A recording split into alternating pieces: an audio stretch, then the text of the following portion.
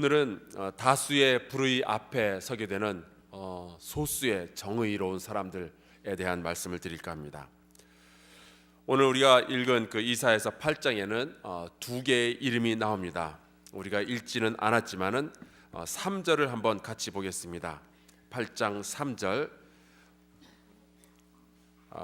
먼저 이름을 연습을 해야 될지 모르겠지만 이름이 마헬살랄 하스바스인데 한번 같이 읽어보겠습니다. 시작. 8장 3절을 같이 동째로 읽겠습니다. 시작. 내가 내 아내를 가까이 하매 그가 임신하여 아들을 낳은지라 여호와께서 내게 이르시되 그의 이름을 마헬살랄 하스바스라 하라. 아멘. 잘하시네요. 바로 이사야의 둘째 아들 이름입니다. 아기 이름으로는 좀 길죠.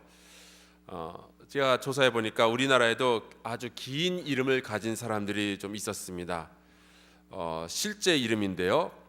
제가 이름을 읽어드리겠습니다. 박, 하늘 별님 구름 햇님보다 사랑스러우리. 예전에 알려졌던 분 가운데 가장 아름다운 한글 이름으로 뽑힌 분이 김온누리 빈모와 사름한 가하 씨네. 가족은 그 아버지 이름이 김텄골 돌샘터 씨고 어머니 이름이 강뜰의 세범결 씨. 근데 이게 공무원들 업무에 방해가 된다고 그래서 1993년에 한국에서는 성을 제외하고 5자 이내로 5자 이내로 이름을 지어야 된다고 법으로 제정도 해놨더라고요. 그런데 여러분, 박하늘별님 구름 햇님보다 사랑스러우리, 이 이름은 뜻이 참 좋잖아요. 그런데 마헬살랄 하스바스는 그렇지가 않습니다. 그 뜻은 급히 빼앗다라는 뜻이에요. 그리고 그 이름은 유다가 아수르에 의해서 파괴될 것이라는 의미입니다. 아수르가 쳐들어와서 유다의 물건을 싹 다 훔쳐가겠다는 이야기예요. 그러니까 이사야는 뭐 성이 이시라 치고 아들의 이름이 나라가 망했다는 뜻으로 망국, 그러니까 이망국, 이게 아들 이름인 거예요. 이게 뭐예요? 아기를 낳았지만 그 아기를 볼 때마다, 그 아기의 이름을 부를 때마다 이사야는 유다 왕국의 파멸을 생각해야 되는 겁니다. 얼마나 고통스러웠을까요? 그리고 그 아기가 아빠, 엄마라는 말을 배우기 전에 그 파멸이 올 거다라는 예언이 있었습니다. 그러니까 아기가 성장하는 것을 보면서 가슴이 얼마나 바짝바짝 탔을까요?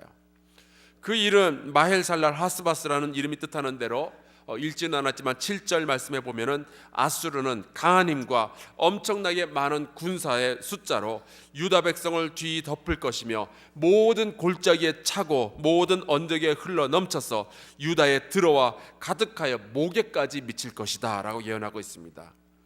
몇 년 전에 카트리나라는 태풍이 미국 뉴올리언즈에 몰아닥치고 호수에 둑이 터지면서 도시의 3분의 1이 물에 잠긴 적이 있었습니다. 여러분들 아마 뉴스에서 보셨을 거예요. 동남아에서는 해일로 인해서 수만 명이 생명과 집을 잃었고, 후쿠시마에서는 지진으로 인한 해일이 도시를 덮치는데 도무지 인간이 어떻게 대항할 수 있는 힘이 아니었습니다. 그것이 유다가 바라보는 아수르의 힘이었어요. 우리가 사는 세상에는 이처럼 크고 강하고 숫자가 많은 것들이 이기는 것처럼 보입니다. 하지만 이제 이사야는 8절의 후반부에서 또 다른 이름을 하나 말합니다. 우리 한번 같이 8절 말씀 읽어보겠습니다. 시작. 흘러 유다에 들어가서 가득하여 목에까지 미치리라. 임마누엘이여 그가 펴는 날개가 내 땅에 가득하리라 하셨느니라. 아멘. 여기 임마누엘이여 그가 펴는 날개가 내 땅에 가득하리라. 도무지 당해낼 수 없을 것 같이 마치 해일처럼 밀려 들어오는 아수르의 힘 앞에 갑자기 임마누엘이라는 이름이 등장합니다. 지금 이 8절 말씀은 조금 우리가 이해하기가 힘이 드는데 히브리어의 문법상 이렇게 읽어야 이해가 쉽습니다. 그 아수르의 날개가 유다 땅에 가득히 펼쳐지리라. 오 임마누엘이여, 그렇게 읽으면 훨씬 편합니다. 마헬살랄 하스바스, 아들을 쳐다보면서 아수르가 나의 모든 것을 빼앗아 가리라며 고통스럽게 예언하던 이사야가 어느 순간 임마누엘이라는 이름을 기억합니다. 그 이름의 뜻은 하나님께서 함께 하신다라는 거죠. 놀랍게도 이 이름을 말한 후부터 갑자기 이사야의 모든 어투가 다 뒤바뀝니다. 마치 미친 사람이 꺼이꺼이 울다가 어느 순간 갑자기 깔깔거리면서 웃고 즐거워하는 것처럼 이사야도 그렇게 가슴 아픈 예언을 하다가 임마누엘이라는 이름을 8절에 말하고 나서부터 9절부터는 완전히 다른 기쁨과 자신감이 넘치는 그러한 예언을 하기 시작하는 거예요. 임마누엘이라는 이름을 기억하고서 이사야가 강한 힘을 가진 부르이의 다수 아수를 바라보면서 예언한 말씀이 9절부터 나옵니다. 우리 9절 한번 같이 읽어보겠습니다. 시작.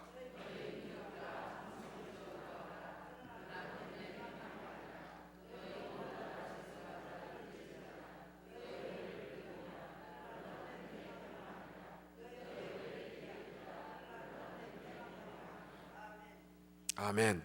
이유는 하나님께서 우리와 함께 하시기 때문입니다.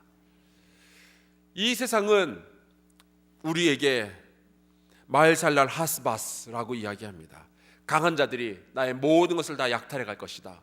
저 많은 사람들이 나를 짓누를 것이다. 그것도 마치 이사야의 가족 가운데 그 이름을 가진 그 아들이 있었던 것처럼 우리에게서 가장 가까운 사람들로부터, 그리고 우리가 가장 자주 접하는 환경으로부터 우리는 그러한 패망의 메시지를 받게 됩니다. 네가 아무리 옳다고 한들 너는 소수이지 않느냐. 강한 많은 사람들이 너희 것들을 약탈해 갈 터인데 차라리 그들 편에 서는 것이 낫지 않겠느냐. 우리에게는 방법이 없다. 그들이 온 세상에 날개를 펴고 나를 압박할 것이고 나는 망할 수밖에 없도다. 그것이 우리가 이 세상을 살아가면서 굉장히 많은 사람들로부터, 이 세상으로부터 받는 메시지입니다.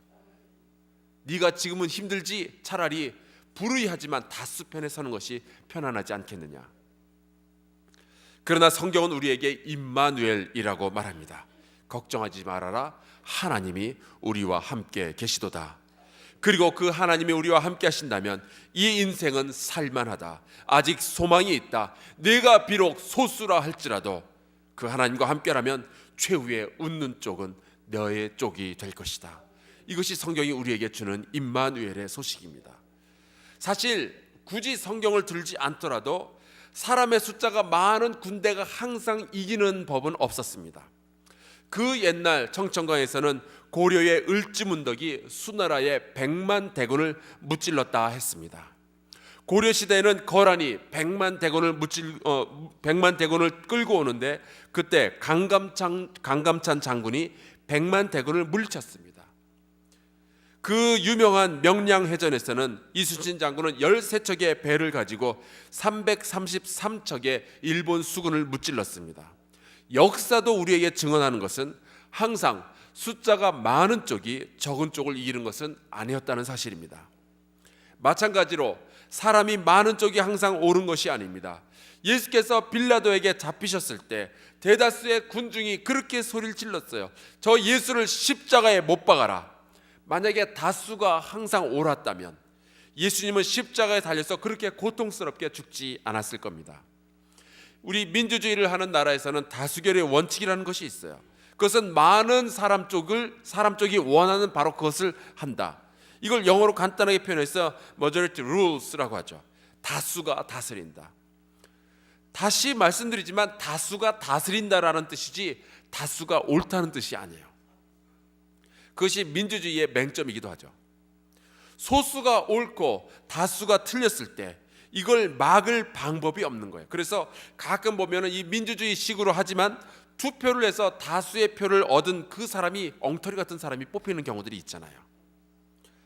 하나님께서 함께 하심을 믿는 우리는 내가 상대해야 할 적군이 크다고 많다고 해서 겁낼 이유도 없습니다. 나는 외롭고 나를 공격하는 사람은 많다고 해서 좌절할 이유도 없습니다. 나는 우리 집에서 나 혼자 믿는데 수없이 많은 사람들이 다 나 믿지 않고 오히려 나를 공격한다고 해서 여러분들 좌절할 필요가 없습니다. 결국 승리는 우리가 가져가게 될 것입니다. 만약 내가 하나님과 함께하고 있다면, 그리고 하나님이 나와 함께하고 계신다면, 인생에 있어서 중요한 것은 상대의 크기가 아니라 내가 함께 걸어가고 있는 그분이 얼마나 큰가 하는 거죠. 이사야를 보세요. 절망의 예언을 하다가 임마누엘의 이름을 기억하고 난 뒤 11절에 이렇게 말합니다. 여호와께서 강한 손으로 내게 알려주시며 이 백성의 길로 가지 말 것을 내게 깨우쳐 이르시되. 수많은 사람들이 절망하고 있다고 해서 너마저 절망할 필요가 없도다. 그 수많은 사람들이 아수르의 군대, 그 큰 군대 앞에 맞서서 도저히 이길 방법이 없다고 말할 때 너마저도 그렇게 말할 필요가 없도다. 북왕국 이스라엘도 남왕국 유다도 이제 아수르의 큰 힘에 질려서 아수르가 원하는 대로 움직이길 원했습니다. 그것이 다수의 생각이었죠. 그런데 이사야가 하는 말은 모든 사람들이 하나님 대신에 이방의 큰 나라들을 의지한다고 해서 그들의 길로 가지 말라는 거예요. 다수가 옳은 것이 아니다. 그들을 의지하지 말라. 남들이 다 큰 문으로 들어갈 때에 같이 가지 말라는 이야기예요. 임마누엘, 하나님께서 우리와 함께 하신다는 것을 기억한다면 승리를 위해서 다수의 편에 설 필요가 없습니다. 진정으로 승리를 원한다면 다수가 아니라 하나님 편에 서야 합니다. 결국 하나님의 정의가 승리할 것이기 때문이죠. 인생은 마헬살랄 하스바스가 아니라 임마누엘입니다. 13절을 보세요. 만군의 여호와 그를 너희가 거룩하다 하고 그를 너희가 두려워하며 그를 무서워할 자로 삼으라. 우리는 다수를 두려워할 것이 아니라 하나님을 두려워해야 마땅합니다. 아무리 많은 사람이 이것이 옳다 하여도 그들이 원하는 것을 해야 우리가 망하지 않는다라고 말한다 할지라도 우리는 그들에게, 다수에게 휩쓸리는 것이 아니라 오직 하나님만 의지해야 됩니다.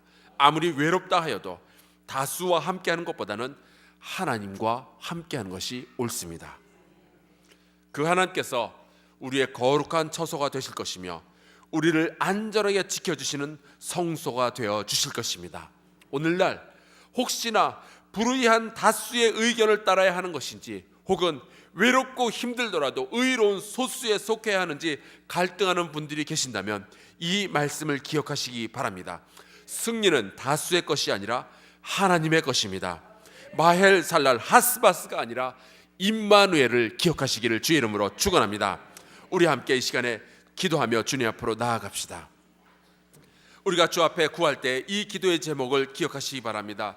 임마누엘의 하나님을 따라가게 하여 주시옵소서. 다수라 할지라도 불의하다면 그들을 떠나게 하여 주시고, 소수라 할지라도 그들이 정의롭고 진리의 편에 서 있다면 그들과 함께 할 수 있도록 허락하여 주시옵소서.